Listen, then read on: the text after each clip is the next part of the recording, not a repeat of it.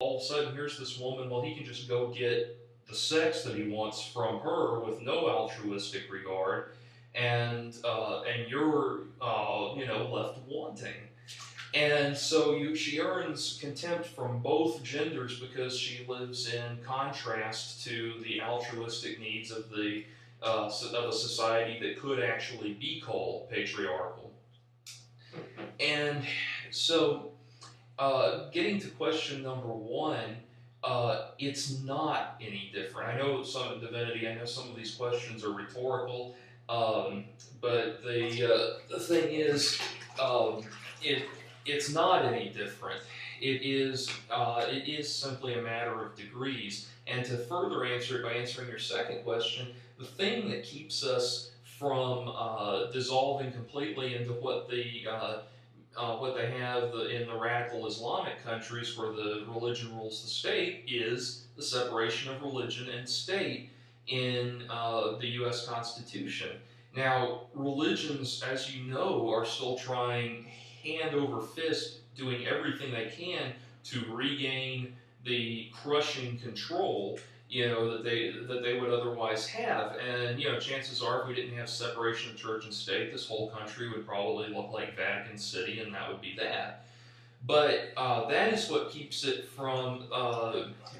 That is what accounts for the difference.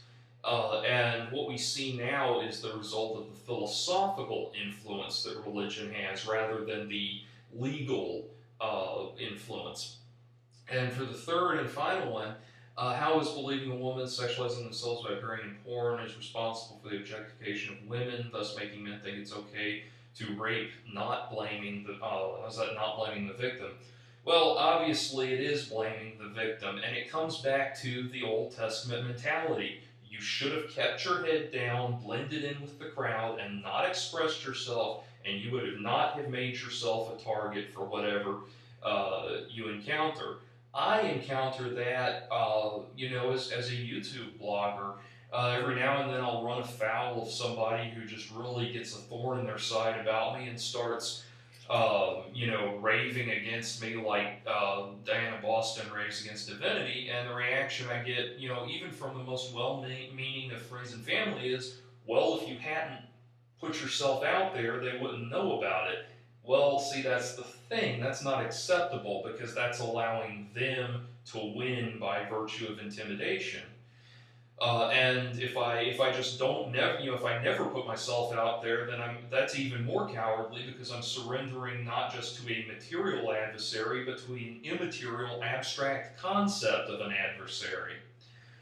So, with that in mind, you enter into a society, into the modern society, and what happens is the rad films try to recreate. They want to have their cake and eat it too. They want to celebrate some sort of sexual emancipation while retaining the cultural sanctity of the mythical virgin goddess creature. They want to have this goddess godlike goddess entity sort of thing, either literally with the more new agey ones, or just philosophically with the more secular ones. They want to retain that aura that was given to women as a compensation for not being treated like human beings, throughout the eras of chivalry and that kind of thing. They want to give that they want to keep that, but still be equal. And it doesn't work like that. You either have equal rights or you don't. If you consider that you're superior and deserve superior consideration, then you're not equal to somebody. You can't say, on the one hand, women are sexually free and sexually liberated, and on the other hand, female sexuality is this sacred thing that we have to protect and keep sacred for whatever reason. You can't do that. What you're trying to do is contradictory. You're trying to emancipate people, which means to extend individual liberties to persons. Because even if you liberate somebody but still control them yourself, then you haven't freed them. You've just changed their master. So you're trying to have liberty and have freedom, which means individual liberty, but you still want a collectivized persona, which requires collectivism. That is where this mentality comes from, this have your cake and eat it too mentality. And so into that, with that in mind, they have tried to create this society where where they can do all the things that are required of maintaining a woman's virtue, so to speak, such as not allowing her to appear in a sexual light, assuming that if she appears in a sexual light, men will lose control and want to rape her, keeping all of those things, all of those sacred things in place, but still consider themselves emancipated, still consider themselves free. I consider myself free as a man in that people don't prevail on me to be some sort of centurion Thor-like war god.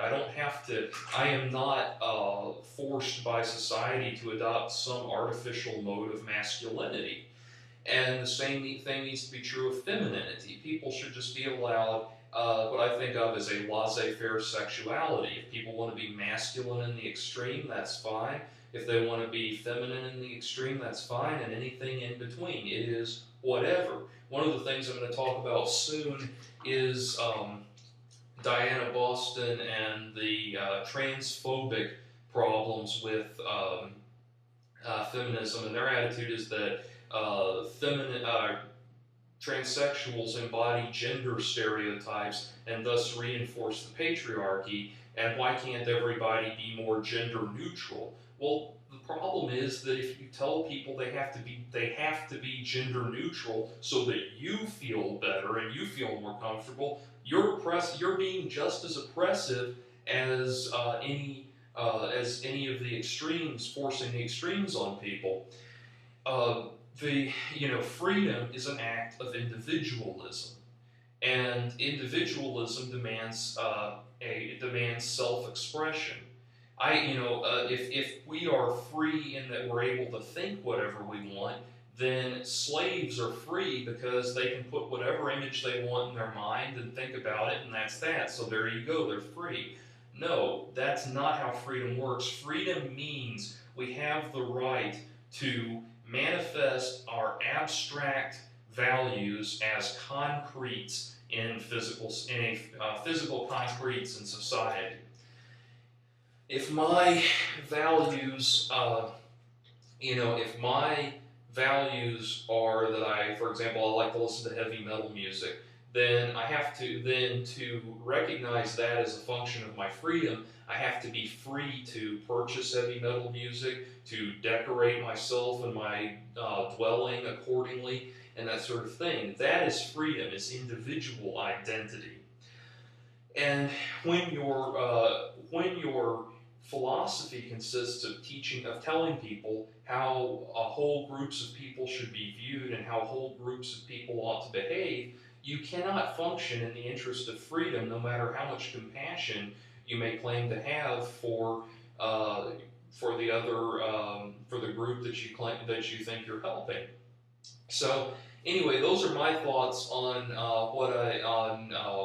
what I've seen or what I saw. And to summarize, question number one, it's not any different except for degree. Question number two is the separation of church and state, and question number three is it's not. They are blaming the victim because they're like the women in the Old Testament times. Their contempt is ultimately for the woman, the sexually